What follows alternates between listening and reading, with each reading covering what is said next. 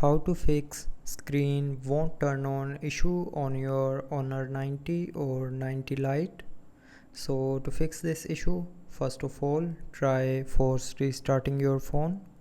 So to do that, press and hold the power button for at least 30 seconds, and after that a logo will appear on your screen.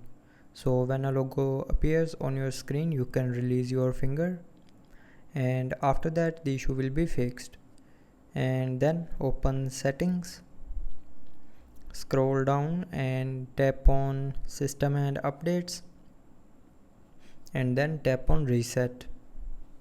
Now tap on reset all settings, and then tap on reset all settings option again on your bottom of your screen. So when you will tap on this option here, it will reset all your settings to prevent the screen won't turn on issue. And after that, go back and tap on reset phone.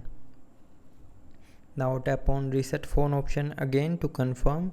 So when you will tap on this option here, it will reset your phone back to factory default, and after that the screen won't turn on issue will be 100% fixed. So that's how you can fix the screen won't turn on issue on your Honor 90 or 90 Lite. So I hope you liked the video. Thanks for watching.